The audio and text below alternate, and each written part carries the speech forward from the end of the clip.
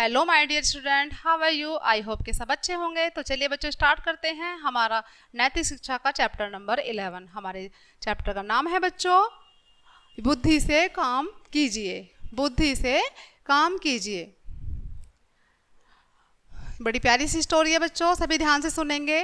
काशी नाम की राजधानी में सुप्रताप नाम का राजा राज्य करता था। एक बार वहाँ किसी धनी का धान चुराते हुए 4 चोरों को सिपाहियों ने पकड़कर राजा के सामने प्रस्तुत किया।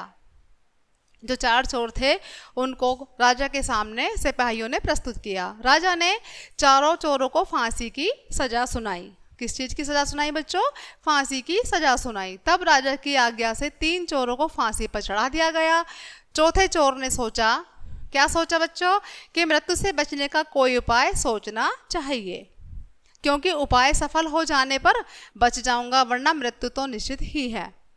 चोर फांसी देने वाले जल्लादों से बोला, अरे जल्लादों, मुझे राजा के सामने मारना, क्योंकि मैं बहुत महत्वपूर्ण विद्या जानता हूँ। जल्लादों को चोर की बात पर विश्वास नहीं हुआ।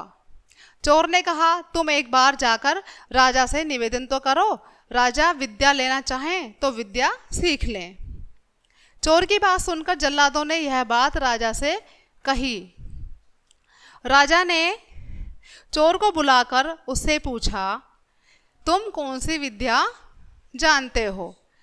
राजा ने चोर से पूछा कि तुम कौन सी विद्या जानते हो? राजा को उत्तर देते हुए चोर ने कहा, महाराज, सरसों के बराबर सोने के बीज बनाकर भूमि में बोए जा सकते हैं। 1 महीने बाद जो फूल और फल उन पर लगेंगे वे भी सोने के ही होंगे। इस प्रकार सोने की खेती की जा सकती है। राजा ने चोर से कहा। चोर, क्या यह सच है? चोर ने कहा, जी महाराज, यह सच है। तब चोर ने सोने को तपाकर सरसों के बीज के बराबर बीज बनाकर खेत तैयार करके राजा से कहा, महाराज, खेत और बीज तैयार हैं, किंतु इसे बोने के लिए ऐसा व्यक्ति चाहिए जिसने कभी चोरी नहीं की हो। जिसने कभी चोरी ना की हो। महाराज, आप ही बीज बो दीजिए। जो वो बीज थे कि महाराज आप ही ये बीज बो दीजिए। चोर की बात सुनकर राजा ने कहा, मैंने गरीबों को देने के लिए अपने पिताजी का धन चुराया था। कि मैंने जो गरीब लोग हैं उनको देने के लिए अपने पिताजी का धन चुराया था। चोर ने मंत्रियों से बोने के लिए कहा, लेकिन उन्होंने भी स्वयं को चोर बताते हुए सोना बोने से इनकार कर दिया।